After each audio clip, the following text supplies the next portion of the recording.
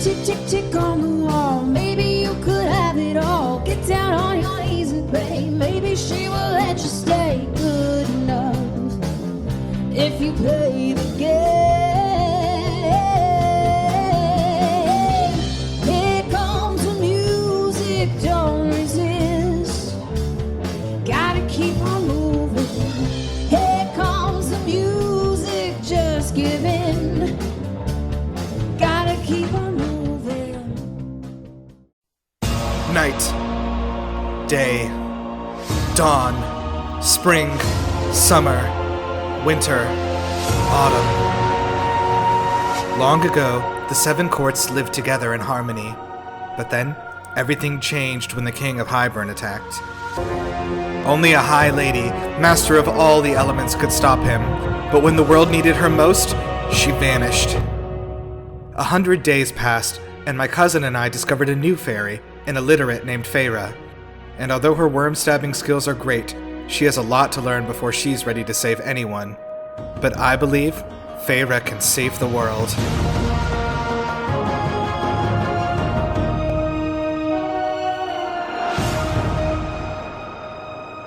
Perf, def. Alright. Cool. Welcome back to the podcast. Alright. Yeah, we didn't...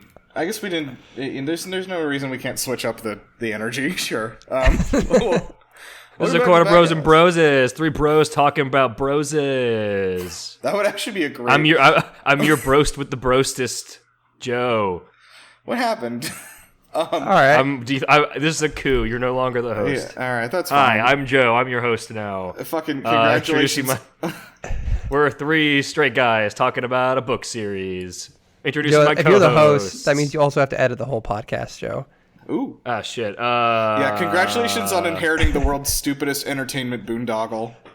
No, that's not how this coup works. I'm introducing my co-host and audio engineer, Nirav. Wow, that was smooth.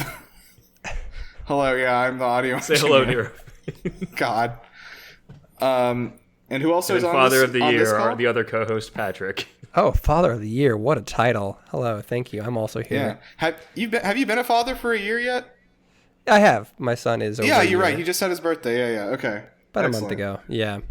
All right. We just come back from the aquarium, and we're what started out as a bit on our other Discord server about making our son into a big frog fan has become an actual thing. And now loves whenever frogs. we go, I don't know if he's a little too young to actually express his interest in Fair frogs. But we did find a frog beanie today and put the frog beanie on him, and he got a big grin on his face, and it was like, okay, it's working. We are transforming this child into a frog fan. It's great. I'll post that photo later. But it's just a photo of him with it's a frog beanie. It's a silly little frog beanie. But it's I saw the pictures of him with the riding the frog statue or whatever. Yeah, we do that every time. I know, it's become a thing now. We get a photo of him riding the frog every time we go to the aquarium. Nice. All right, so let's talk about frogs. Nope, let's talk about this book. We can talk about frogs. So frogs are cool. That's all I got. That's all my frog material I have. I once saw a frog. Oh, actually, I have a good frog story. When I was I lived in Kentucky for 1 year, which I don't talk about ever because it was horrible. Don't recommend. 0 out of 10. Regardless, when I was over there, I lived in an apartment, and I was on the 2nd floor of this apartment building, and probably 4 or 5 times while I was there, I would walk into my apartment, which was, again, on the 2nd floor, not really open to the outdoors. And there would be like 3 or 4 frogs just in my apartment hopping around. Inside your apartment? Inside my apartment, yeah. Just like, and they were usually on the carpet just chilling out. And like, it was like a group of them usually. And I was like, where the fuck are these frogs coming from? There's like a leak somewhere. Did you have one of those froggy doors installed? No, I didn't. I know that those are popular right now, but... Those are pretty popular. Yeah, no, I honestly, my only thought was like somehow they're coming up the toilet or something. I just really don't know. I never figured it out though. Like, so if anyone here is like a pest control expert, like... Frogs aren't pests. Yeah. Apparently they are. You were asking for it by constantly playing hip hop while you were gone. That's rough. I'm the one who's supposed to be making dad jokes on this podcast. It took me a full 3 seconds to understand hip hop. All right, great. That's embarrassing, actually. That is embarrassing. To understand my joke about hip hop or understand rap music? No, I still don't understand rap music. All right, let's. I have to let Joe know something of that happened at the end of the Women's Only podcast. That is, he needs to hear this from me. Okay. The ladies refuse to say. The ladies refuse to say "keep on trucking." Let me say what happened here. Wait, are you telling me this? I'm telling you this. Yeah, I was there. Wait, no, we did the April round Fool's table. one. That was No.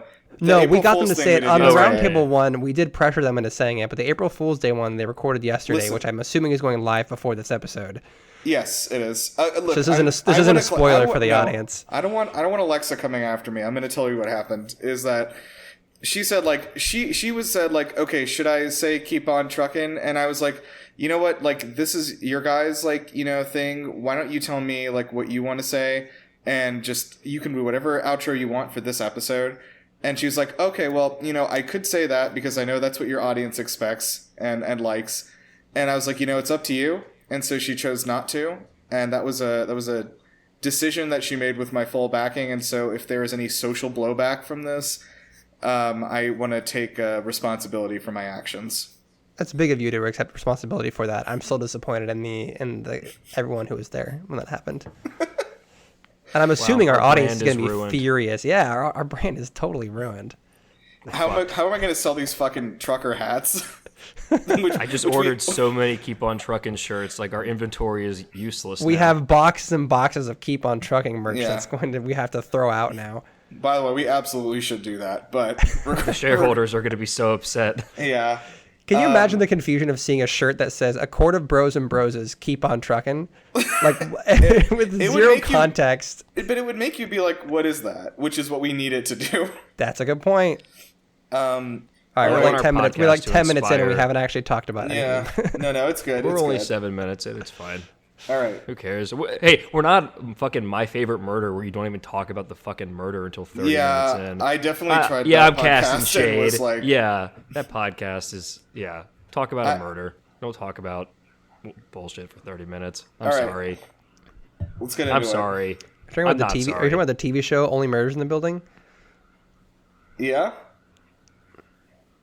Is this a setup for a joke? You said it like it was. No, I mean, that was a question. Yes, I've heard of the TV show. No, I didn't say have you heard of it. I said, are you talking about the podcast Only Murders in the Building? My Favorite Murder. Yeah, it's literally called My Favorite. I thought you were doing like a fake name. So you didn't actually throw direct shade at a podcast. That's the actual name of the podcast. No, that's the real name. Yeah, we're coming after throwing direct shade at like one of the most popular podcasts that statistically many of our female listeners are going almost to guaranteed we have an overlap audience with that podcast. Damn, Joe just cost us our entire listener base. First the trucking thing, now this. Unforgivable. All right. Joe's left, actually. He's gone out of frame. Oh, okay. I'm back. I had to hide my shame and also plug in my laptop before it died during the recording. Great. Okay, look, recent. He's here. Look. Okay, yeah, so previously on this. He said favorite darling. Hello, favorite darling. Yeah, say it, Bart, say it. That should be on our shirt is hello, favorite darling. Keep on trucking. Keep on trucking.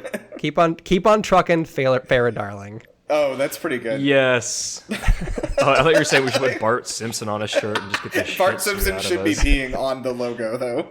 So Bart Simpson with the speech bubble out of his mouth that says "Keep on trucking, favorite darling." Yeah. Yes. Have it make sense to nobody. Yeah, okay. Recent is here, and he's like, he interrupts the wedding. So just as a recap for the last bit there, Feyre basically was going up the aisle. She was seeing everybody there around her, feeling the pressure, and then very suddenly was like, holy shit, like, I don't want to actually get married. And she, like, actively wishes for someone to do something that stops this wedding, and very suddenly, who appears but Recent, who was not invited to the wedding, might I add. So, a little crashing here. And he jumps in and is like, all right, time to cash in on our deal. Because if you remember from the last book, of course, she had made a deal to spend 1 week of every month with him for the rest of her life. So like a quarter of her life, which is still insane. But he's here to cash in. And so, despite the fact that she is, of course, like, she was the one who wished somebody would come and stop this. She is, of course, very angry at him for coming and doing exactly that. Very angry, taken aback, and like, what are you doing here? What? Yeah. Did you say it like that? What are you doing here? What? I'm so mad at you. What are you doing? But also, Stop. question for y'all. Since he's crashing a wedding, which of the two wedding crashers would he be? Would he be Owen Wilson or would he be Vince Vaughn? I get more Vince Vaughn vibes. Oh, Vince Vaughn, yeah, Vince Vaughn, Definitely, absolutely. yeah. 100%. Vince Vaughn's kind of a larger, stockier fellow. Okay, so the God, how old is that movie? Yeah, I don't think anybody listening. Was anyone gives a shit listening? about that Was movie. anyone? That's for was me. anyone listening born before when that movie? Our came out? we've already established that our listener base is like our age.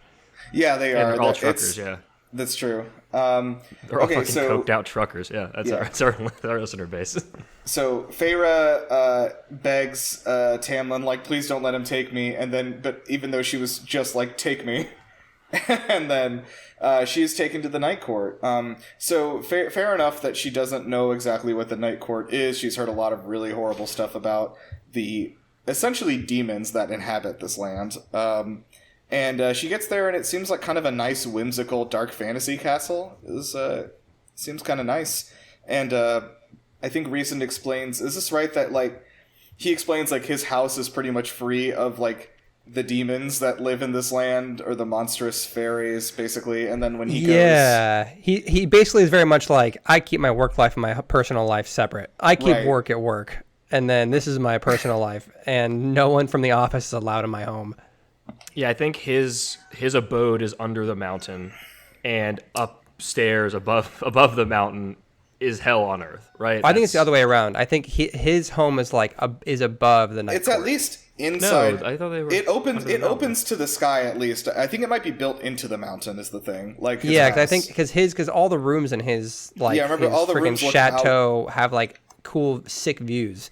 So I think I think Farrah looks at her room and she's like, "Oh, sick view." Oh, dope! There's a balcony. Fuck. oh dope.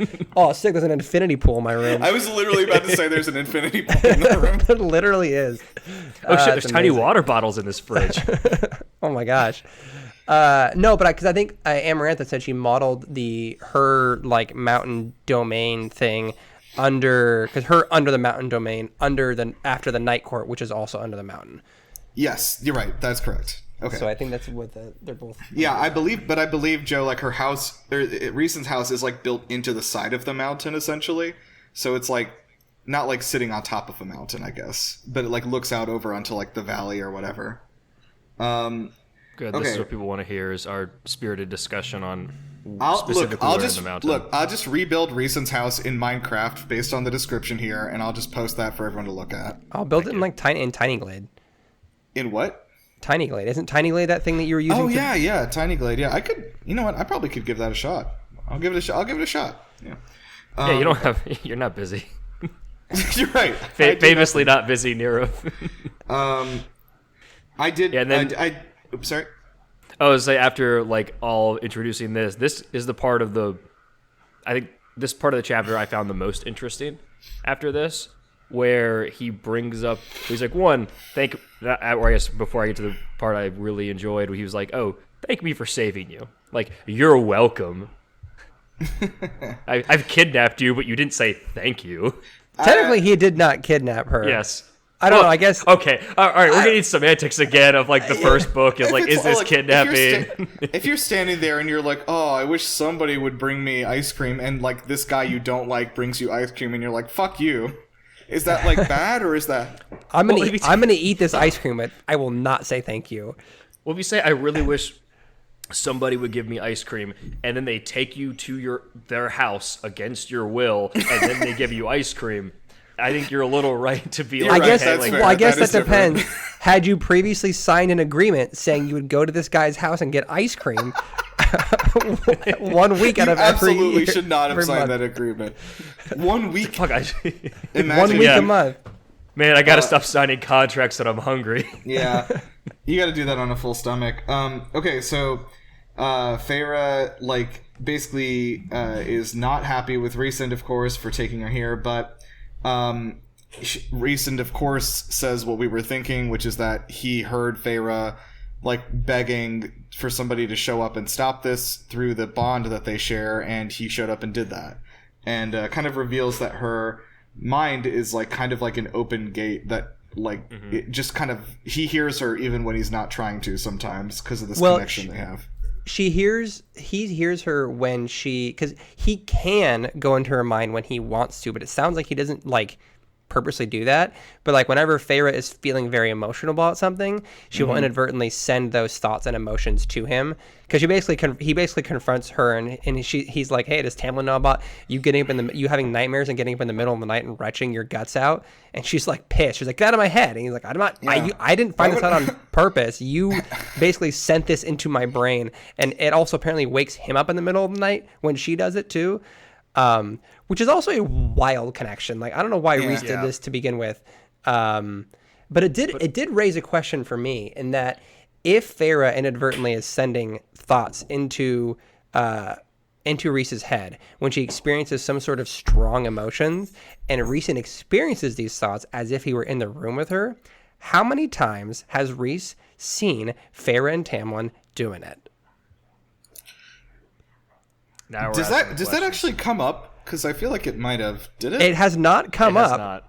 But they did say whenever she experienced an extreme emotion, like Rhys is experiencing that firsthand. It feels like Rhys has got to have experienced that at least happening once, right? No, I'm gonna say no, because Tamlin definitely doesn't know what he's doing in bed, and absolutely does not make Feyre come.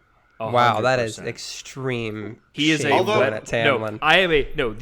book through chapter 7, Tamlin's a fucking sucker, worst character bar none. Oh yeah, by the end of chapter 7, any doubts we had by the end of chapter 7, I'm like, okay, Tamlin. Yes, sucks. And I 100% think Tamlin does not do a good job. Yeah. Despite we've been given 2 sex scenes, and it seems like so far it's been presented as a good job, but I think in the aggregate, Tamlin is not holding up as a good lover. I'll put my chips on that. I would agree, but I think Feyre probably still experiences some emotion during it, at least based on how it is written. So I am curious, and we've also only seen one sex scene in this book, but the assumption is that over the 3 months that since Feyre has been back, it has probably been a regular occurrence. So I'd be shocked if Rhys hasn't experienced it once. Look, I have my own headcanon of, despite any evidence to the contrary, Tamlin has to be terrible in bed. I'm a firm Tamlin hater. I'm not deviating. Anybody write a dissertation on this. I'm not accepting anything else. Even devoid of this, I feel like we would have most of the fandom in our corner. As far as I can tell, they do not like Tamlin even a little bit. No. Which, I agree. After chapter 7 here, I'm actually on their team as well. I'm like, this guy fucking sucks. This guy fucking sucks. All right. To your point about the bond, though, this being, this is where Rhysand is clearly. I'm gonna say Rhys. It's Rhysand. Fuck whoever decided in book 2 we're gonna start calling him Rhysand. Fuck you. It's Rhysand. And I'm coming in hot today. And they clearly decided. Spicy energy. Sarah J. Maas clearly decided in this book, okay, I'm going to dial back all of the fucked up shit I did in Rhys's character in the first book and make him. Granted, there is this power dynamic of, I have all of this power over you, and I'm a good guy by not executing on this power and using this power that I have established over you. It's kind of this I could have invaded your mind all the time, but he explains to her that I don't do that. The only time I do is when you have these thoughts blasted into me in the middle of the night, because he's doing it to check on her, as he explains. So he's like, I'm not just reaching out, invading your thoughts constantly. I'm only doing it when you have nightmares to see if they're actually real threats, which he later explains. So they're reestablishing him as a firmly different character now, at least so far. He's still, I mean, he still has the same energy. He still has the same energy he had in the first book.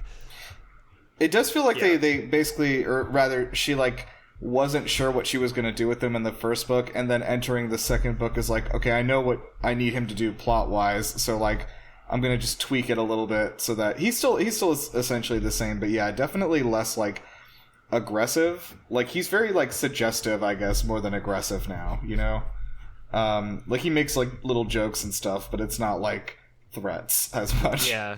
And then through these chapters, he is definitely the more empowering of the two love interests. So it definitely has this he feels entirely different, but still kind of base the same as far as, you know, being a sarcastic dickhead. Yeah. That is still fundamentally the same, but he's less creepy. All right. So then Feyre gets mad and she throws a shoe at his head, and he, like our great former president George Bush, does dodge the shoe. I'm so excited. Sorry, I was looking. Yeah, my son is. We fell asleep on. He fell asleep. And we fell asleep. I was driving. I did not fall asleep. Great. He fell asleep on the way back from the aquarium today, and the hope is that he would not do that, so we can put him down for a nap when he got home. But he fell asleep. Slept for 20 minutes in the car, and then now Alexa just spent the last 25 minutes trying to put him down for a nap unsuccessfully. Excellent. And he's up, so we're gonna have some baby noises in the background. That's Sorry. okay. All right. And I guess kind of the rest of this chapter is just, I think, mainly just the, you know, hey, here's my two servants, Nuala and Caradwen, and they're gonna get you dressed up in, you know, night court attire. You're my welcome guest here. You're not a prisoner. Like, go do. Which is a lot of the want. same aesthetic as. I don't know. It's interesting, like the contrast between this and the first book, because it's the same sort of vibe where she was, you know, in a place that she couldn't leave, but her host was basically like trying to make her feel as welcome as possible. But Feyre's attitude in both scenarios kind of was, "I'm a prisoner here. I'm miserable. This sucks." Obviously, her attitude has changed significantly in this book compared to the first book, because in the first book it was, I need to get back home to my family, I'm a prisoner here with a bunch of fairies who are going to kill me, like feeling constantly unsafe. And now that she has like her own strength, her own powers, she knows what this world's about, she knows what Reese is about, it's less like she doesn't seem scared as much as she seems like kind of annoyed. Yeah, I think that's true. I also would say that I think that shit, what was I gonna say? He does like make an attempt to like make her comfortable with like, also with the clothes. I noted they're like apparently like a lot nicer than the ones that she wears at the spring court. Is that kind of what? Well, they're nicer and more casual. Like it's like, whereas the spring court, all of her stuff is very like uppity and like, yeah. It's casual like, Friday every day at the night court. Yeah, her outfit is like a very soft, silky, basically a crop top, and then pants that go down to her like her ankles. Yeah. So like very flowy, loose. And apparently she said, like she mentioned that it's really, really cold outside the castle, but like some sort of magic keeps it warm and balmy inside the castle. So it's like warm, comfortable. It's like she's hanging out in like a summer vacation home. It's kind of that's kind of what I get the impression. A heated winter vacation home, and she has, as we've kind of alluded to before, her room is plush and incredible and decadent and has an infinity pool. Yeah. But even then, when the servants show up, it doesn't sound like the servants don't wash her and clothe her. They show up and are like, "Hey, what's up? You need to get yourself dressed and get down to breakfast. Reese expects it." So they're not really like doting on her really. Yeah. Oh, their names, by the way, I have found are Nuala and Caradwen. But yeah, she also says that they were actually her handmaidens like down under the mountain as well, but they had like lost their corporeal form or something, right? And they were just lost. Like, they were just, it was whenever they're the same two servants that always took her from whenever she had to do her nightly dancing on Reese. Oh my god, I forgot about that. Yeah, her nightly dancing on Reese. There's the two night court like specters that showed up and would take her, and they would actually like bathe her and dress her for the nightly parties.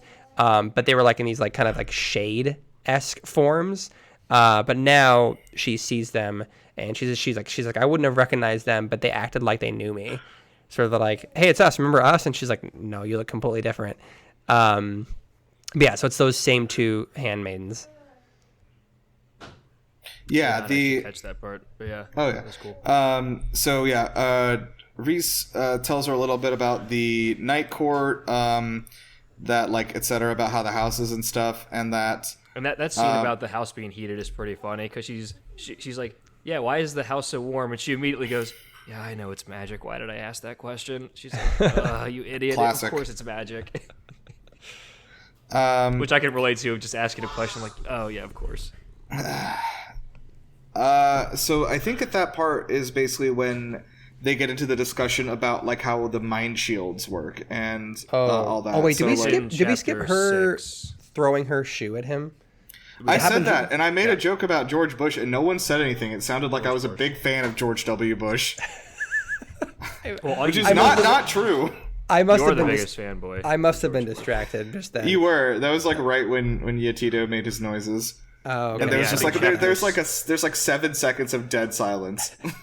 That's pretty I think funny. Chapter 6 is where we get into some of the more like her stealing her mind and some of the like, Bond stuff. But he does end Chapter 5 with, she's like, hey, what do you want me to do? He's like, I want you to learn how to read, Feyre, darling. Yes. Which that was actually one of those things where like, and I don't think that they had said this in the first 4 chapters, but I think I had just assumed that was something she had been doing over the last 3 months, would be like learning to read.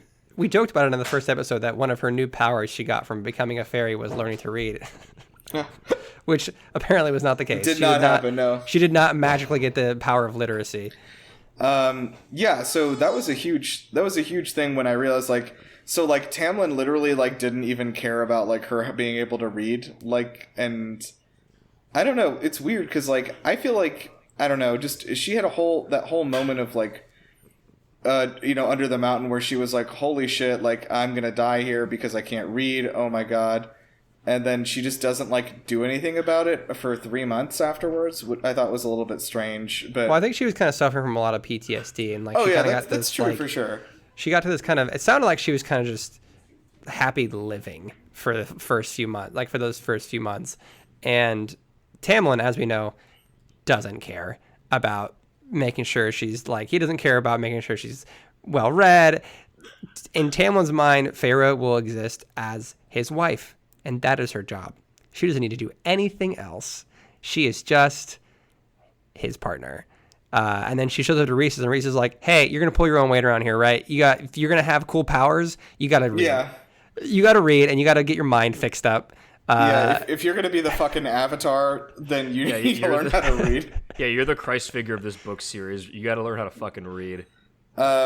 So I do like that he actually made an effort to be like, okay, well, you do have to do that. Even, I mean, I know why she's being resilient to but it. Also, but to your point, Patrick, it is like also like it feels like it's coming from a genuine place of also like, one, I hate Tamlin, so anything I can do to drive a wedge here is fun to me. But two, he's like, no, you're a human being, and like you deserve to have, abilities and be taught how to do things self-sufficiently and have independence and not just be a servant to your husband. Yeah. I don't know if it was this chapter or the next chapter. When he says literally exactly that, he's like, you're your own person. You're not anyone's. You're not anyone's like just spouse or whatever.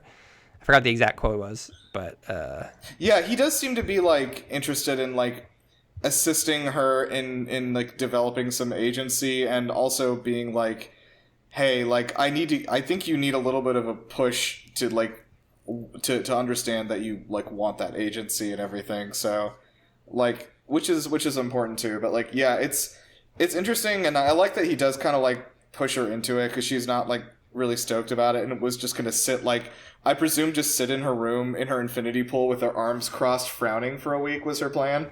Yeah, probably. And but yeah, they start to get into some reading sessions. Not quite yet. They kind of do, but first she says like, no, I'm angry, and bends a fork, and that's when he's like, you realize you were brought back by all high lords of Prithian. You're like Jesus Christ now. Like he's like, which has never happened. Super Saiyan. Yeah. Basically, he infers that like she might have like a little bit of all of the High Lord's powers. Right. So like if she trains there's potential that she could have access to every High Lord's power. Right. And then he's also like, but also don't tell anyone that, because if the other High Lords find out you have their powers, they're going to be pissed. Yeah, she learns that you and I, we're going to figure this shit out because that's fucking dope. Yeah. Don't tell anybody else, though. Yeah, don't tell anyone that you can bend all the elements.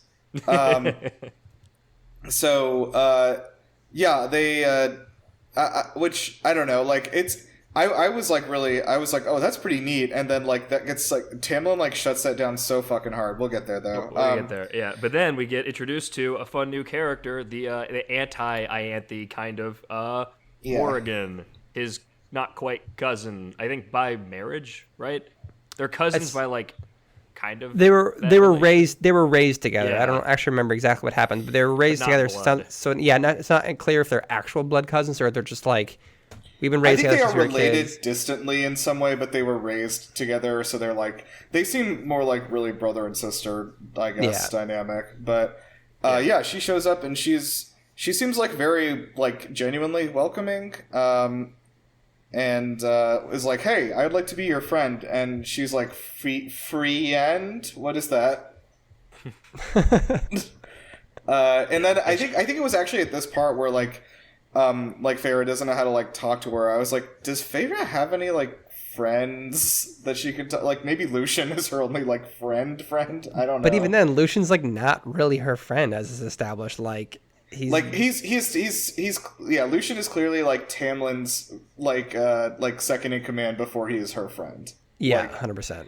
So like Ianthe is then also, while kind of a friend, still has this political position that makes it probably will present issues of really being a confidant or friend.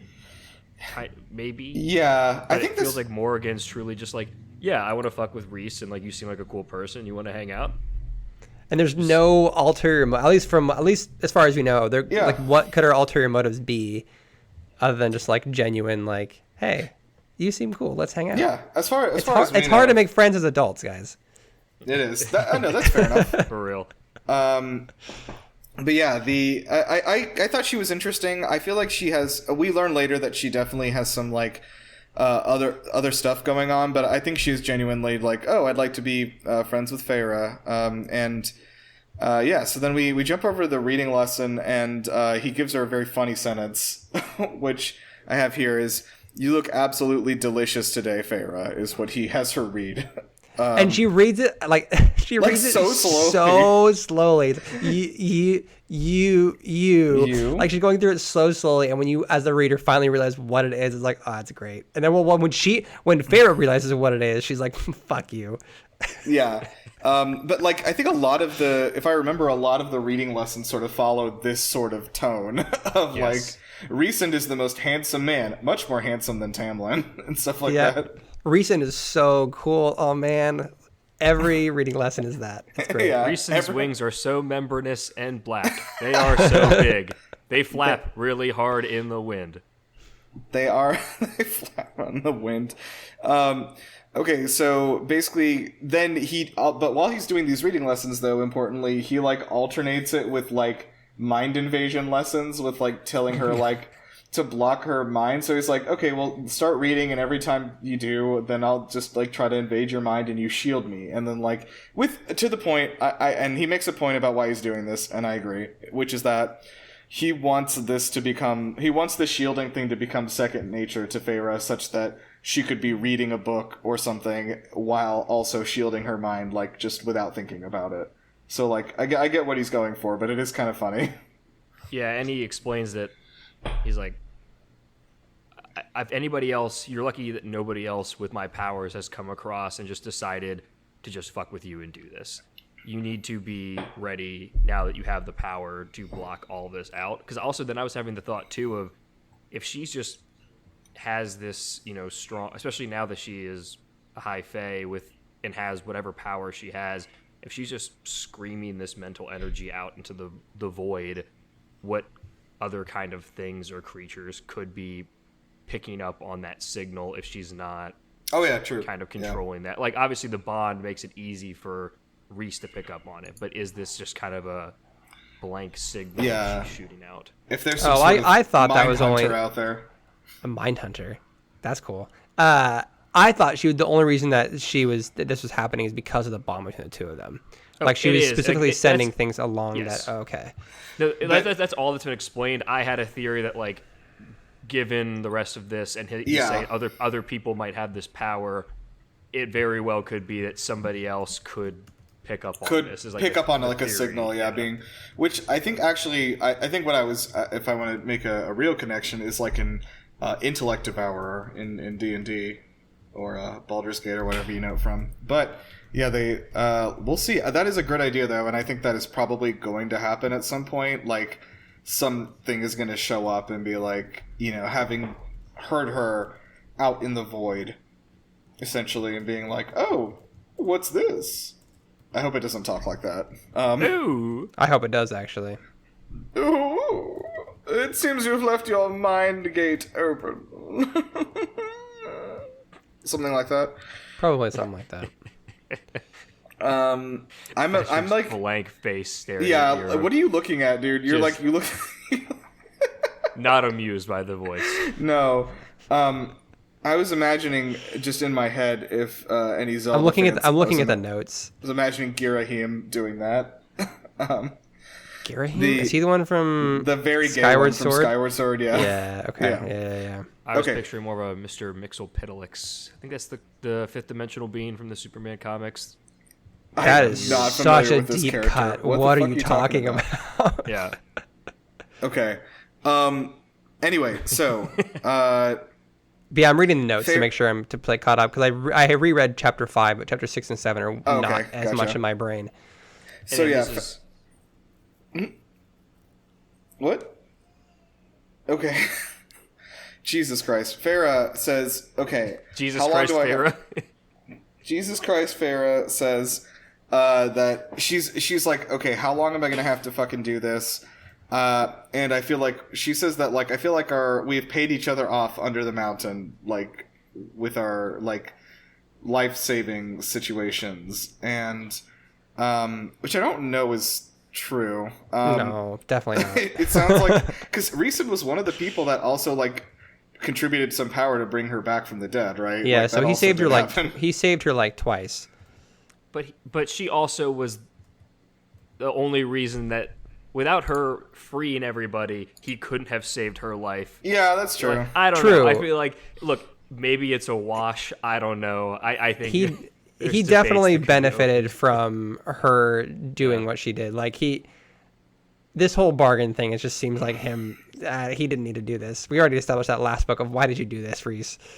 So yeah, one thing I don't know if they said specifically, can Reeson end this bond between them if he wants to, and he just doesn't want to? I don't Yeah, know I'm if sure. They address that. I bet for sure. Because like remember the first book, how we thought the entirety of the first book, we thought that Feyre was stuck in Tamlin's castle because of some contract, and you find out at the end of the book that it's all bullshit, and that Tamlin was just making all that up to keep her there, so that he like in the hopes that she would fall in love with him. Yeah. I'm not suggesting that exact same thing is happening, but I do think that this whole contract thing is probably can be broken whenever Reese wants, right? Yeah, and as we'll get to in chapter 7, he has reasons to, even though he's slowly building a kinship with her, he has reasons to keep her tied to him for political gain against Tamlin, because of all the war stuff that kind of happens in chapter 7. I'm gonna leave that in. All right. I don't know what you just said. I just heard mumbling off mic. Okay, Basically, so yeah. Anyway, so Reeson takes her up to his map room. The map room is pretty cool. It sounds like, and he has. I imagine that he has like the beam thing of like all those like red dots like with strings like connected with pins. Oh, see, I was over a bunch imagining of, a big map on a table with a bunch of fun little figures on it. Oh, that's fine. Yeah. And you move the figures around with big sticks. Yeah, like a huge one. You mean? Yeah. Yeah. That's pretty Very good. different. So we have a Game of Thrones style image from Patrick, and then a Pepe Sylvia. It's always sunny in Yeah, Philadelphia. that was what I was image. thinking of. Okay. It's one of those two things, or perhaps both. But anyway, he tells her like, "Hey, here's Prithian," which I will say, like, it seems like Tamlin hasn't made any effort to introduce Feyre to the world of fairies and how it's laid out either. Because she's like unfamiliar with even the geography of like the Fey world and stuff, you know? Yeah, I mean, it's.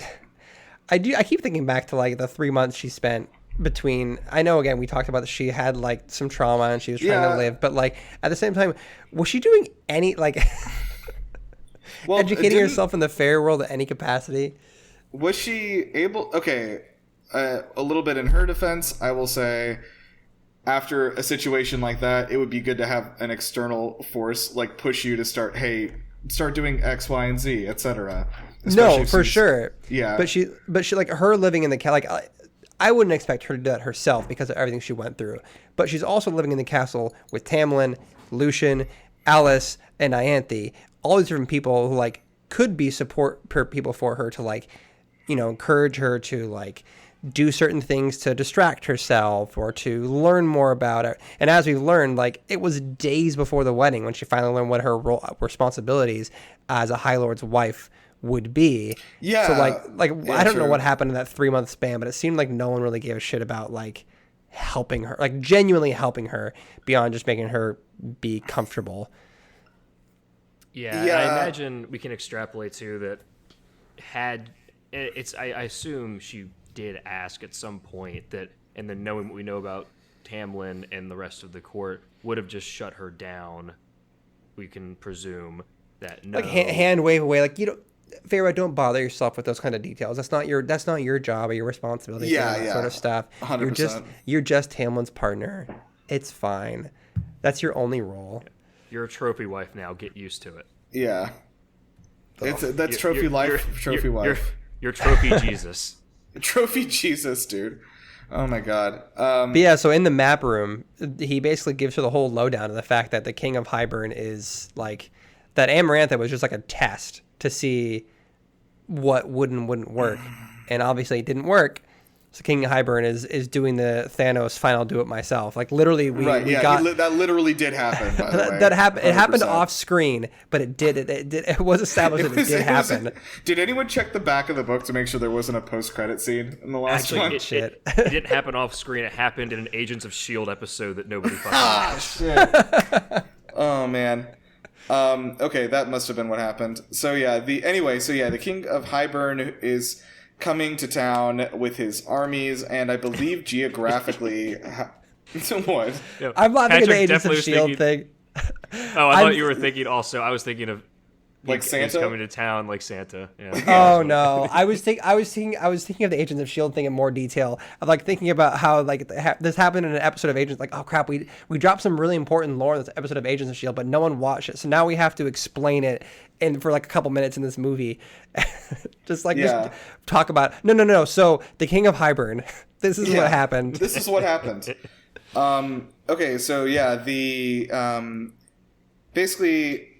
He shows her the map, and Feyre at first gets like the wrong impression, thinking that Rhysand is going to invade the Spring Court, which was like I don't really see where that came from, frankly, because it's like, why would he fucking tell you about this then? No, well, first she thinks he's gonna go invade the human world, but I'm laughing when you say he showed her a map and she got the wrong impression, like she didn't understand it was a map or something. How did you shrink? What have you done? You've shrunk the whole world into a.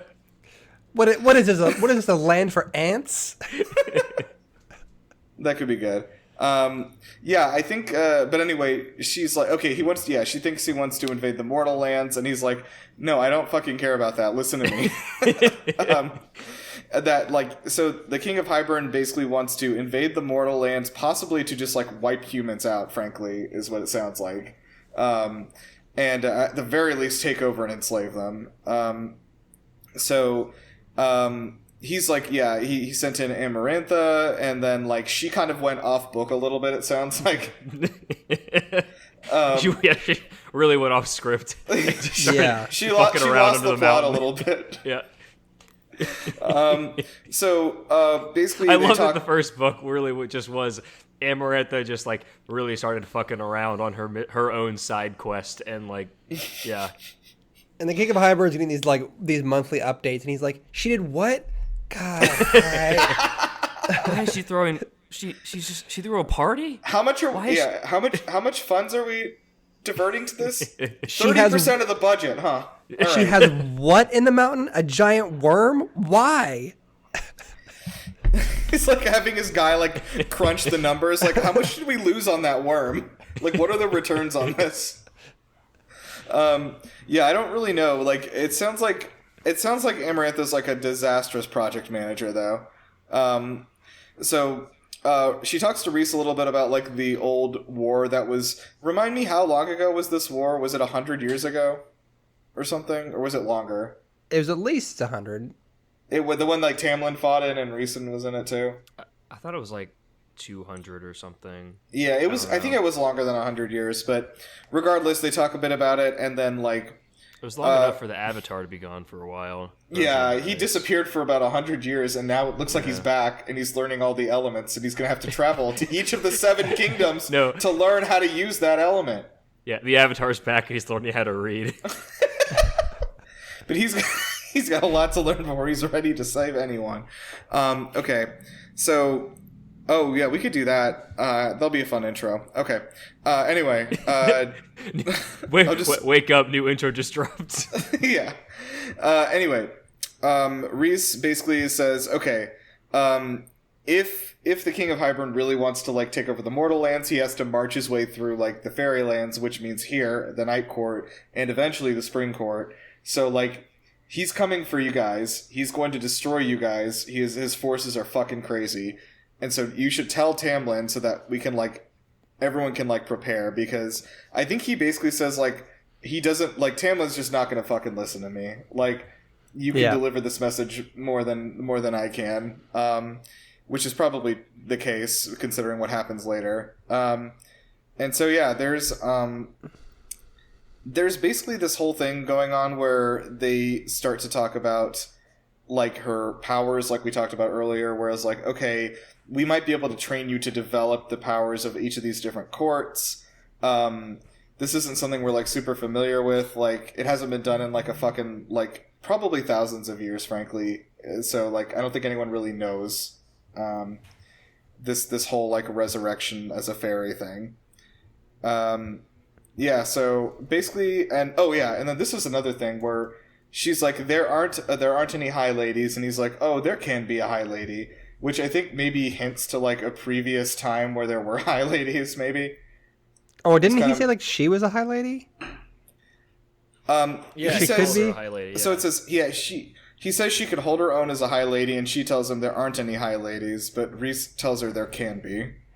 Like him. I took that to mean, like, there can be, like, he's saying, you could be the first high lady. Yeah, you could upset this social structure, yeah. Yeah, but hold on, I keep forgetting that it's not even just a social structure. Like, a High Lord has godlike powers. It is truly an actual real power structure. It's not the patriarchy is baked into society.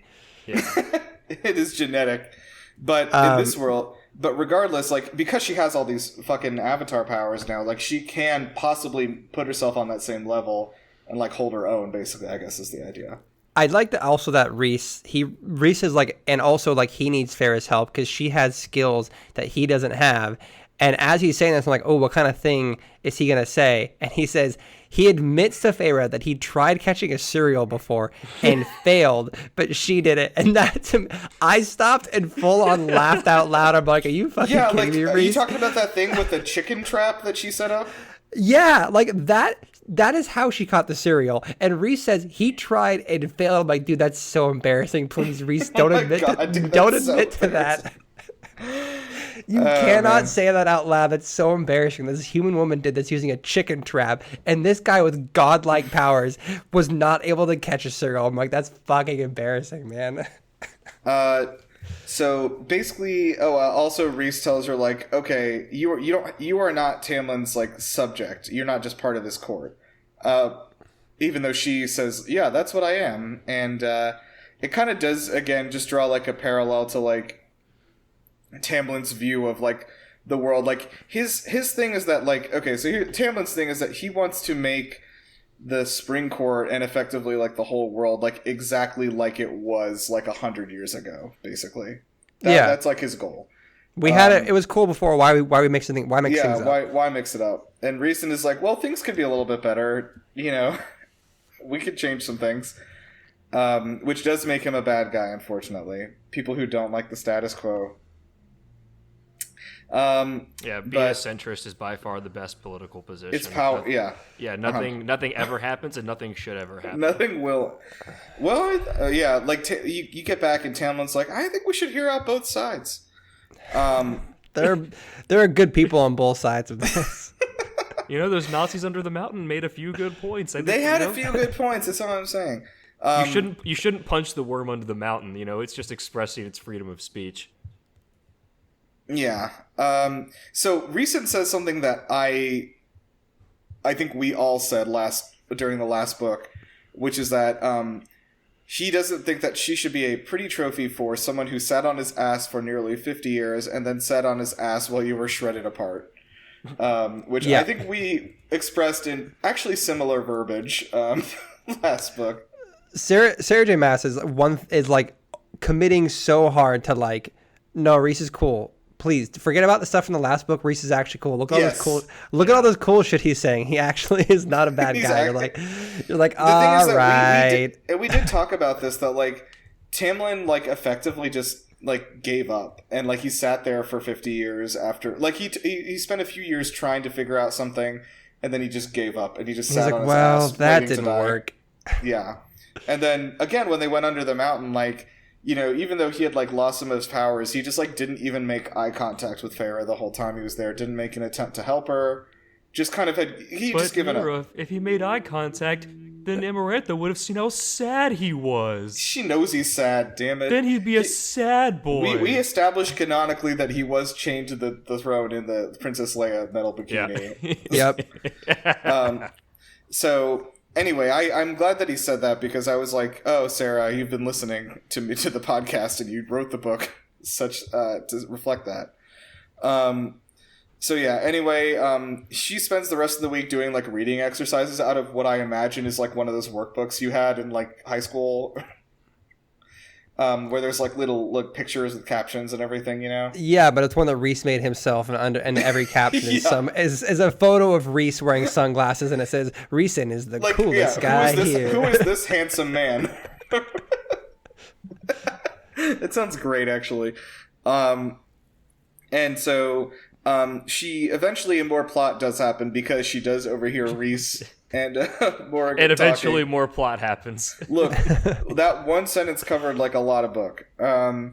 Anyway, so she overhears Reese and Moore are talking, and they're talking about an attack that took place at a temple, and that all the priestesses were slaughtered and the temple was like looted, and they don't know who did this.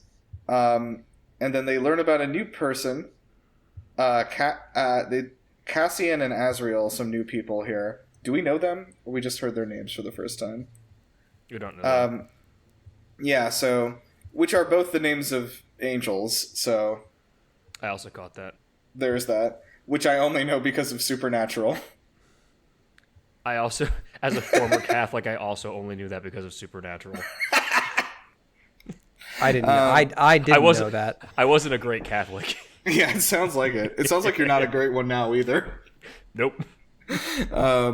Anyway, so Reese is like, okay, why did this fucking happen? And you know, there's a whole bunch of stuff going on here with they're introducing a larger world here with some complexity, like about these two guys here. And so it could be a war about territory, or could be some subterfuge going on, or this could be connected to the King of Highburn and his invasion plans, etc. Regardless, there's some tragedy that has struck in the Night Court, and so Cassian and Azriel, these two guys, are waiting to meet with Reese, and then she disappears, and so that kind of leads Feyre to be like, how do you do this like teleportation thing?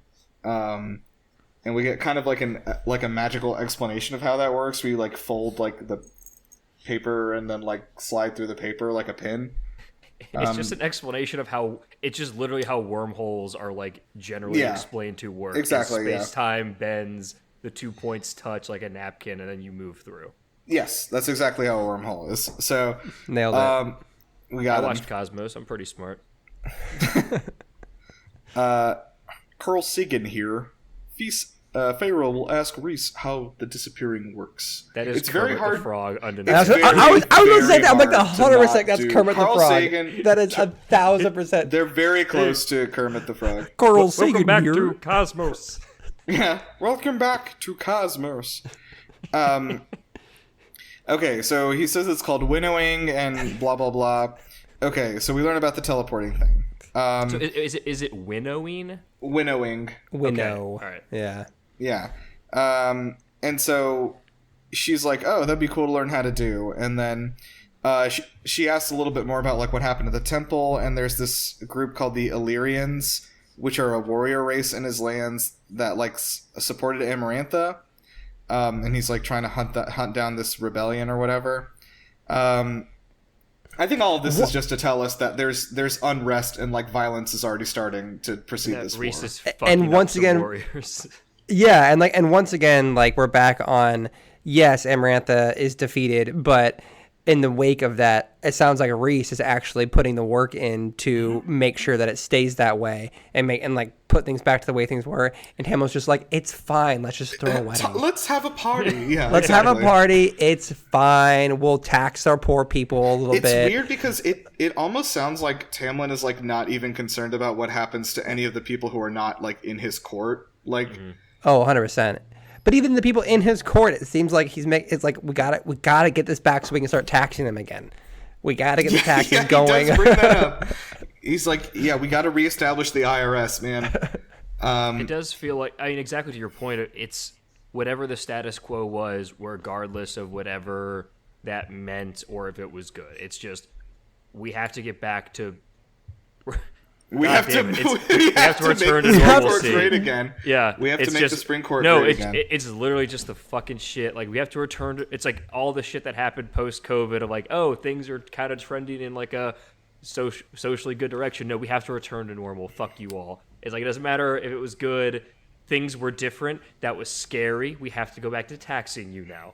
And also, if you don't pay your taxes, we're gonna fucking murder you. We'll kill you. With our hands. While my What wife about the whole watches. work from home thing? The work from home thing was cool. We were very productive working from home. No, back to the office, everyone. We can't do that anymore. Tamlin tells everyone they have to go back to the office.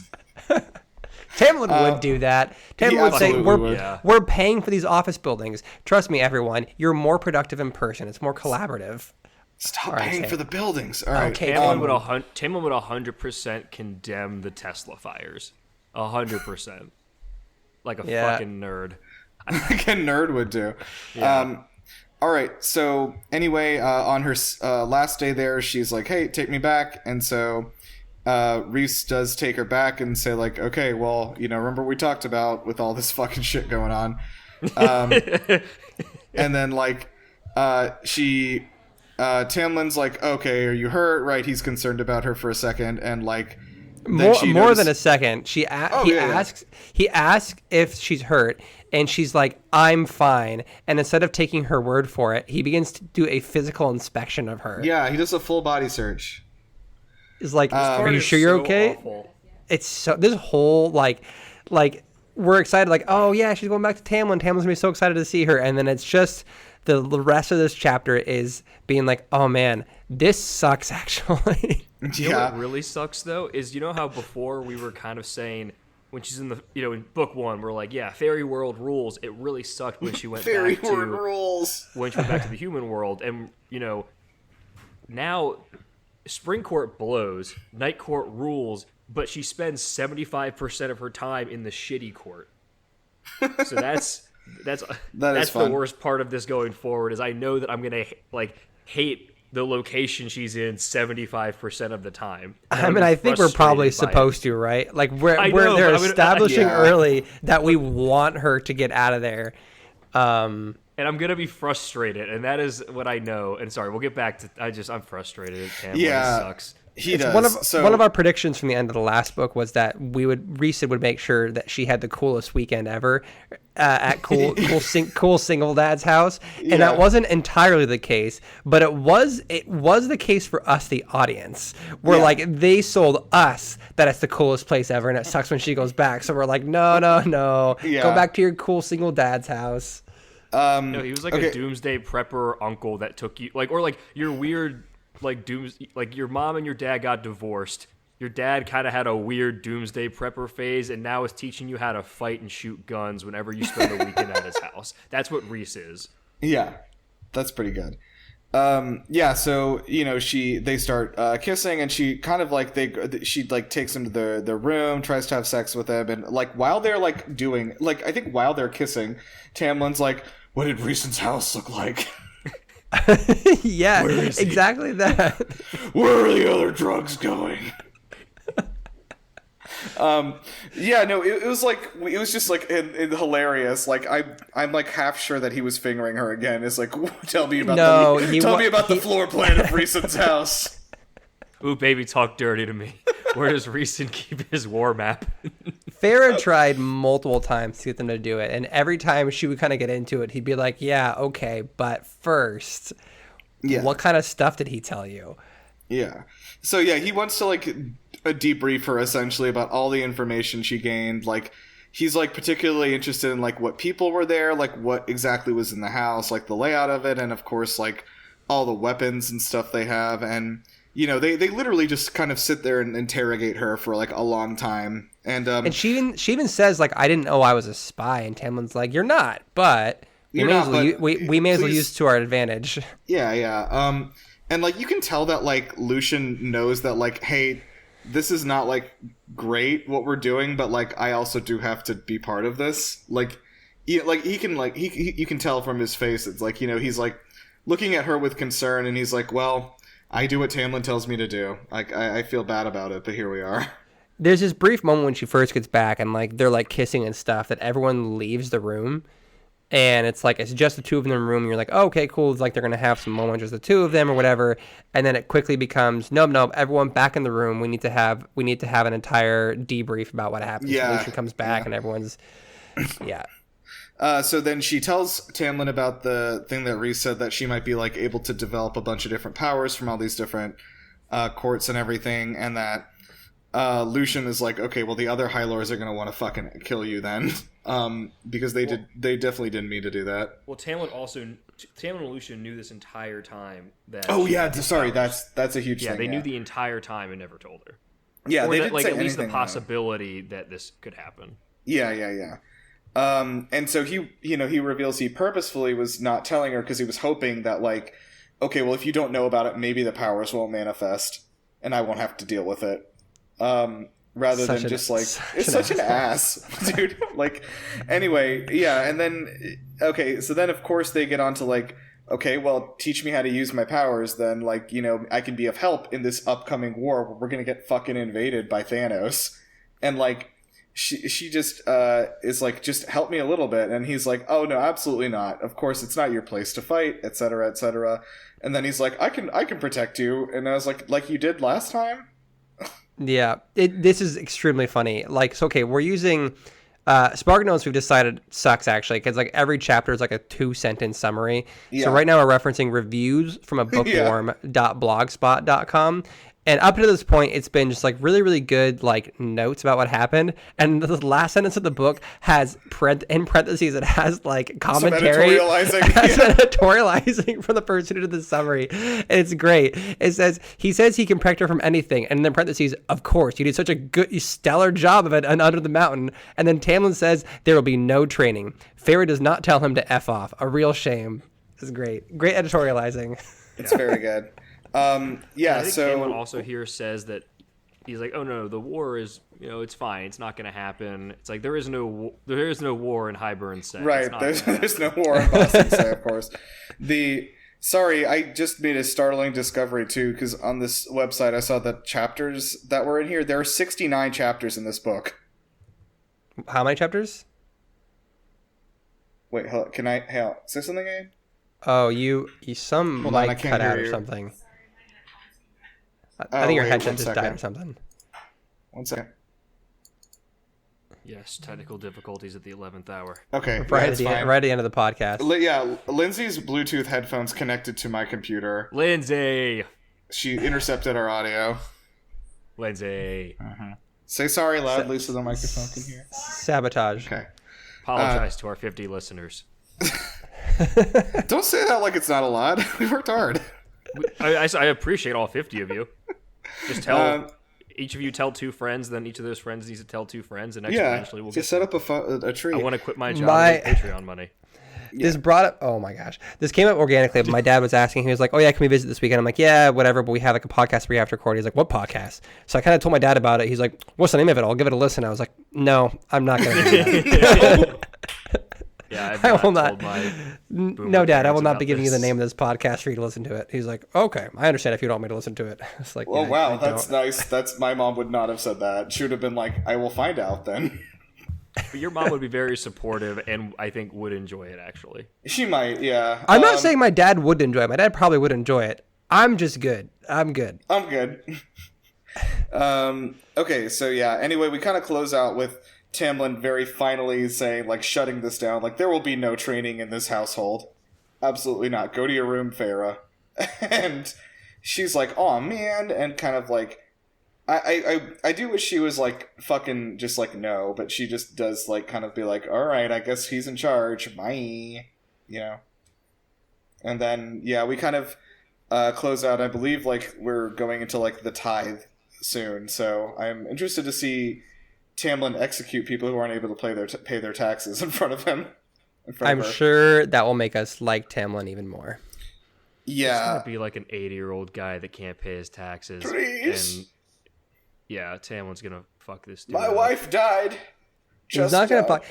Something will. I think you're right. Something will happen. It's gonna be someone who's like really unfortunate, and Farrah's gonna be like, "Please, just like let him off the hook this one time." And Tamlin's gonna be like, "If we do it to this one person, Yeah, we'll do like, it to everyone's everyone." gonna do it. Everyone's taking everyone's gonna do it. handouts, charity.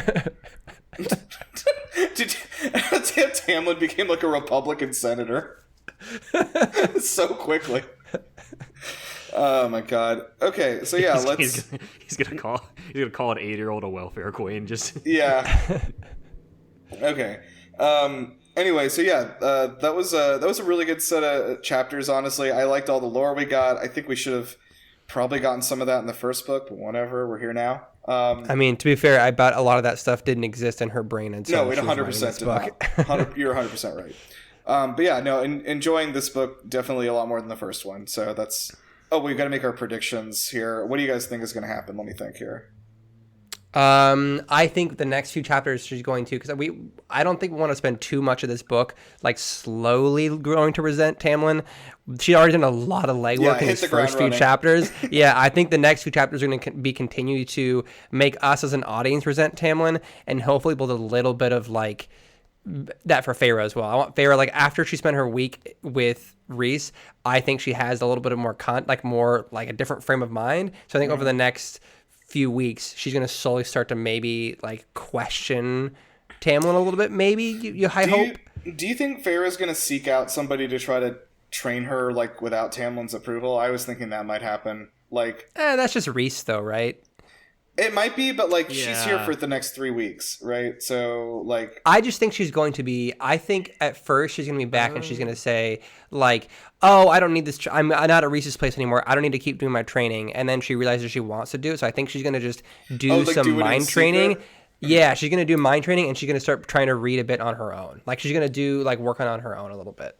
So I think she's just going to telepathically communicate with Reese and continue to do the practice of like. oh wow, that would knocking him yeah. out. That's actually a Just good Oh. point. stopping them from doing that, or Reese could just teleport in and like do secret night training. That sounded sexual. It could be. But I think Secret they're definitely going night to be. training. She would definitely. I think they won't introduce 2 mentor training figures. I think it's just probably too much.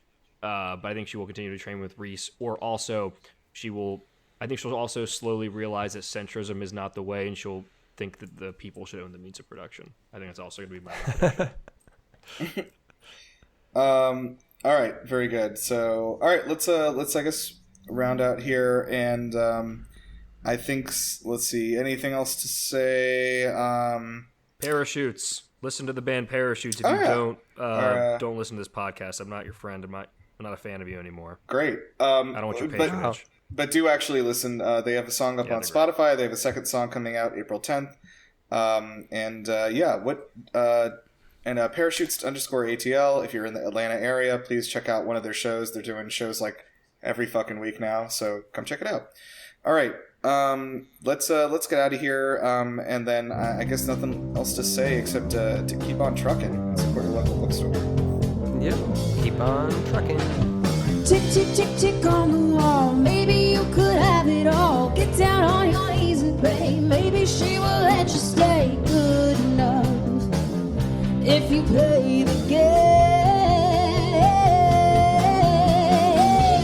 Here comes the music, don't resist. Gotta keep on